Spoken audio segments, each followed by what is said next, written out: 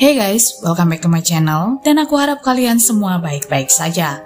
Di video hari ini, kita akan membahas kasus yang dilakukan oleh seorang perawat yang bekerja di rumah sakit yang diduga telah menyebabkan 300 orang meninggal dunia saat berada dalam perawatannya. Niels Hogel dikenal sebagai serial killer paling produktif dalam sejarah Jerman. Dia lahir pada tanggal 30 Desember tahun 1976, di mana dia dibesarkan di kota pesisir Niedersachsen di Jerman Barat dan dibesarkan seperti keluarga pada umumnya. Dia tidak mengalami kekerasan dalam keluarganya dan bisa dibilang kalau dia tumbuh besar dalam keluarga yang cukup protektif yang selalu menjaganya dari dunia luar yang sangat bebas. Nenek dan ayah Niels bekerja sebagai perawat. Mereka telah mendedikasikan hidup mereka untuk membantu orang-orang, dan hal ini benar-benar membuat mereka kagum dengan ayah mereka, terutama Niels. Dia memutuskan untuk mengikuti jejak ayah dan neneknya menjadi seorang perawat saat dia sudah dewasa nanti. Niels Hogel awalnya memang memiliki keinginan untuk membantu orang lain, tapi seiring berjalannya waktu, segalanya menjadi jauh lebih gelap bahkan menyeramkan. Niels Hogel juga mempunyai seorang kakak perempuan, sementara ibunya bekerja sebagai paralegal. Setelah menyelesaikan pelatihan kejuruannya pada tahun 1997, Niels akhirnya bekerja menjadi seorang perawat di rumah sakit St. Wilhelm, tepatnya pada saat dia berusia 21 tahun. Lalu pada tahun 2004, setelah Niels menjalin hubungan yang cukup lama dengan kekasihnya, Niels akhirnya memutuskan untuk menikah, dan di tahun yang sama, istrinya melahirkan seorang anak perempuan. Kemudian pada tahun 1999, setelah Niels keluar dari rumah sakit, dia bekerja di klinik Oldenburg, di mana dia ditugaskan untuk merawat pasien yang berada di unit intensif di bangsal bedah jantung atau yang dikenal dengan bangsal 211. Selama bertahun-tahun bekerja di klinik Oldenburg, para rekan kerja dan juga para staf ternyata mulai curiga dengan Niels Hogel. Tepatnya pada bulan Agustus tahun 2001, dokter dan petugas medis mengadakan pertemuan yang cukup besar yang juga dihadiri oleh Niels sendiri. Mereka membahas lonjakan atau kenaikan jumlah kematian yang luar biasa selama beberapa bulan sebelumnya dan lonjakan dalam resusitasi atau proses memperbaiki gangguan fisiologis seperti sesak nafas atau detak jantung pada pasien yang sakit akut. Mereka juga menemukan ternyata 58% dari insiden ini ditemukan terjadi pada saat Niels Hogel sedang bertugas. Setelah pertemuan tersebut, Niels meminta izin tidak masuk bekerja selama 3 minggu karena dia sedang sakit. Tapi siapa yang menyangka kalau ketidakhadiran Niels Hogel justru membuat jumlah angka kematian menurun drastis. Hal ini tentu saja membuat para staf menjadi curiga dengan Niels, dan ini juga seperti membuktikan kalau Niels mungkin terlibat dengan para pasien yang meninggal secara tidak biasa. Tapi kembali lagi, ini hanyalah kecurigaan mereka saja, karena Niels ternyata kembali bekerja di klinik tersebut. Hanya saja kepala dokter bangsal 211 memindahkannya ke bangsal anestesiologi pada tahun 2001. Sebenarnya tidak diketahui dengan pasti kenapa mereka memindahkannya. Apakah memang karena ada kecurigaan atau karena Niels memang memiliki keterampilan atau keahlian yang lebih berguna di bangsal lain? Tidak lama kemudian, kepala dokter yang ada di bangsal barunya mulai curiga dengan Niels yang selalu memaksa dirinya masuk ke dalam situasi darurat yang justru membuat pasien menghadapi situasi yang sangat serius, bahkan menyebabkan pasien meninggal dunia. Lalu pada bulan September tahun 2002, dokter kepala klinik Oldenburg berbicara dengan Niels setelah banyak pasien yang diasuhnya ditemukan dalam kondisi yang mengancam jiwa dengan alasan yang sepertinya tidak dapat dijelaskan. Dalam posisi ini, Niels kemudian diberikan 2 pilihan, yaitu agar dia mengundurkan diri dari posisinya di klinik tersebut dan akan tetap menerima gaji penuh selama 3 bulan, atau dia akan dipindahkan ke unit logistik klinik, di mana dia hanya akan membantu memindahkan pasien dari satu tempat ke tempat lainnya di seluruh rumah sakit ataupun klinik. Sementara Niels sepertinya tidak tertarik dengan kedua tawaran ini, jadi dia berpikir untuk mencari pekerjaan di tempat lain. Lalu beberapa minggu kemudian, Direktur Keperawatan Klinik Oldenburg memberikan surat referensi yang sangat baik, di mana dalam surat tersebut dijelaskan mengenai etos kerja Niels Hogel yang selalu bertindak berhati-hati dan bertindak dengan cara yang benar secara objektif dalam situasi kritis. Dia juga memuji pengabdian bahkan perilaku kooperatifnya Dan surat itu diakhiri dengan penilaian menyeluruh tentang Nils Hogel yang telah menyelesaikan tugas yang diberikan dengan sangat memuaskan.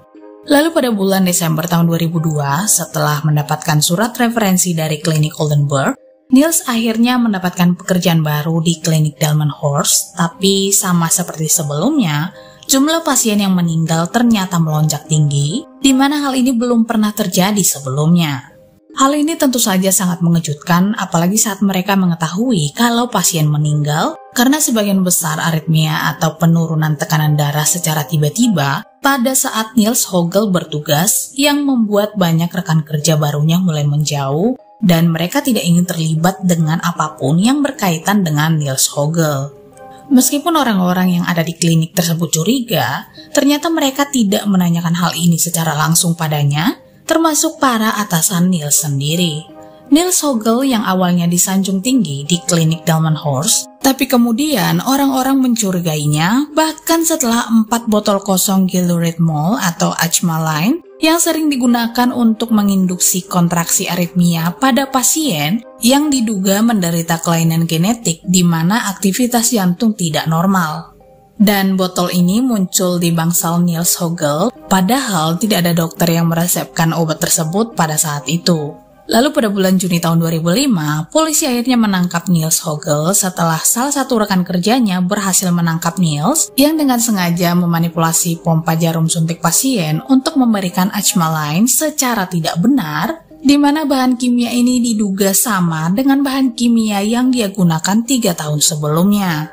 Pihak kepolisian lalu mulai melakukan investigasi di mana mereka akhirnya menemukan kalau Nils terlibat dengan pasien yang meninggal secara tiba-tiba. Dan polisi juga memeriksa catatan kematian 2 tahun sebelumnya, tepatnya mulai tahun 2003. Polisi melakukan pemeriksaan secara ekstensif. Mereka menghubungkan dari satu titik ke titik lainnya, di mana setiap jejak yang mereka ikuti ternyata mengarah pada Nils Hogel. Hasil penyelidikan ini bahkan mengungkapkan bahwa jumlah kematian di klinik Delmenhorst melonjak, di mana 73% pasien yang meninggal berkaitan dengan jadwal kerja Nils Hogel. Temuan ini kemudian diteruskan ke Kejaksaan Distrik Oldenburg hingga pada bulan Desember tahun 2006, Pengadilan Regional Jerman menghukum Nils Hogel dengan hukuman 5 tahun penjara dan larangan bekerja dengan jangka waktu yang sama. Pengacara pembela Nils selalu mengajukan banding, tapi bukannya mendapatkan keringanan, pengadilan yang lebih tinggi justru membatalkan hukuman sebelumnya dan menjatuhi hukuman selama 7,5 tahun penjara serta izin perawatannya dicabut secara permanen. Lalu pada tahun 2014, tahun di mana masa tahanan Nils akan segera berakhir, polisi justru berpikir kalau Nils mungkin terlibat dengan kasus kejahatan lainnya beberapa tahun sebelum dia ketahuan. Jadi polisi kembali menyelidiki masa lalu Nils Hogel hingga pada bulan September tahun 2014, Nils Hogel didakwa dengan 3 dakwaan pembunuhan dan 2 dakwaan percobaan pembunuhan. Nils sendiri ternyata tidak menentang dakwaan tersebut, dia justru mengakui semua tuduhan itu dan mengaku bahwa dia telah merenggut nyawa setidaknya ada 30 orang. Petugas kepolisian juga menemukan bahwa Nils telah memberikan 90 suntikan tanpa izin, di mana 60 pasien berhasil diresusitasi atau diberikan bantuan CPR, sementara 30 pasien lainnya meninggal dunia. Hanya beberapa bulan setelah tim penyidik mengetahui fakta ini, tepatnya pada bulan Maret tahun 2015, pengadilan menjatuhi hukuman penjara seumur hidup pada Nils Hogel dan keputusan itu sudah final. Meskipun sudah dijatuhi hukuman, masih belum diketahui dengan jelas motif sebenarnya di balik kejahatan ini. Tapi jaksa mengklaim kalau Nils melakukan tindakan yang mengerikan itu karena dia merasa bosan dan dia ingin memamerkan keterampilan resusitasinya atau ingin menunjukkan bahwa dia mampu menyadarkan seseorang. Kasus ini ternyata tidak berhenti sampai di sini saja. Tim penyidik berpikir mungkin masih ada pasien lain yang telah menjadi korban kengerian Nils Hogel. Jadi tim penyidik kembali menyelidiki kasus ini lebih jauh, menggali masa lalu Nils Hogel dengan menyelidiki setiap tempat kerjanya yang terdahulu, di mana polisi akhirnya melakukan penyelidikan besar pada bulan Oktober tahun 2014 setelah ditemukan ada 200 orang meninggal secara mencurigakan. Tapi temuan ini justru membuat tim penyidik semakin curiga karena ada kemungkinan ada ratusan orang lain yang telah diracuni oleh Niels dan tidak ada yang mengetahui hal tersebut. Kasus ini kemudian dengan cepat berkembang menjadi besar, bahkan pihak berwenang membuat gugus tugas khusus yang diberi nama Cardio untuk menyelidiki Niels Hogel selama masa jabatannya sebagai perawat karena mereka membutuhkan bukti untuk membawa kasus ini ke pengadilan. Lalu sekitar 134 jenazah di Jerman, Polandia, dan Turki akhirnya digali dan diotopsi, kemudian dikuburkan kembali ke 67 tempat yang berbeda. Tapi sebagian besar tubuh para korban telah mengalami pembusukan, jadi cukup sulit untuk mendeteksi jejak obat apapun. Selain itu, ada sekitar 101 pasien yang meninggal pada saat Niels menjadi perawat di klinik Delmenhorst, dan mereka dicurigai telah menjadi korban kejahatan Niels Hogel. Tapi sayangnya, tubuh mereka telah dikremasi, jadi tidak ada cara untuk memverifikasi tuduhan tersebut. Kemudian pada tahun 2015 dilakukan otopsi pada korban yang sebelumnya sudah dikuburkan, di mana mereka menemukan ada obat jantung dalam darah mereka yang sebenarnya tidak pernah diresepkan. Lalu ada sekitar 37 kasus lainnya yang akhirnya dibuka pada tahun 2016, yang memang dapat dibuktikan kalau mereka adalah korban dari Niels Hogel. Tapi tidak peduli ada berapa banyak yang telah menjadi korban, Niels Hogel telah dijatuhi hukuman penjara seumur hidup tanpa memenuhi syarat untuk pembebasan bersyarat, dan kasus pengadilan lebih lanjut tidak akan mengubah hukumannya karena hukuman mati secara konstitusional dilarang di negara Jerman. Kepada publik, tepatnya pada bulan Agustus tahun 2017, polisi mengumumkan bahwa Niels Hogel bertanggung jawab atas 90 pasien yang telah meninggal, tapi mereka juga mencurigainya dengan ratusan kasus lainnya. Lalu pada bulan November tahun 2017, jumlah korban yang dikaitkan dengan Niels Hogel direvisi menjadi 106 orang. Proses persidangan berlangsung pada tahun 2018 sampai tahun 2019, di mana ada sekitar 120 orang penggugat, yaitu pihak keluarga korban yang hadir dalam persidangan, dan Niels Hogel didakwa dengan 100 dakwaan, tapi Niels hanya mengakui 43 pada hari pertama persidangan. Dia mengklaim dia tidak dapat mengingat 52 korban, dan dia menyangkal keterlibatannya dengan 5 korban lainnya. Niels Hogel akhirnya dinyatakan bersalah atas 55 dakwaan dan akan menghabiskan sisa hidupnya di balik jeruji. Pengadilan juga menggambarkan motif Niels Hogel adalah untuk muncul sebagai pahlawan. Pihak pembela Niels kemudian mengajukan banding, tapi sayangnya pihak pengadilan federal menolak banding tersebut dan putusan itu final pada bulan September tahun 2020. Sementara pada bulan Februari tahun 2002, pengadilan memeriksa 7 mantan pengawas Niels Hogel di klinik Oldenburg, di mana mereka mengungkapkan kalau mereka sebenarnya curiga Niels Hogel terlibat dengan pasien yang meninggal secara tiba-tiba, tapi mereka memang tidak mengambil tindakan untuk melindungi reputasi rumah sakit mereka.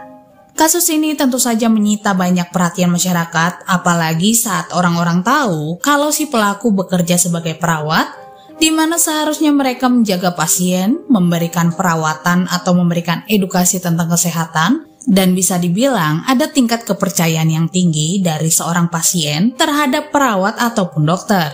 Pihak berwenang juga menyadari kalau kasus ini cukup mengguncang masyarakat, jadi pada saat persidangan berlangsung, pengadilan menyediakan kursi bagi masyarakat umum dan juga media yang turut hadir pada saat persidangan. Anyway, terima kasih banyak telah menonton video ini dan kalian juga bisa memberikan opini kalian di kolom komentar dan sampai jumpa di video selanjutnya.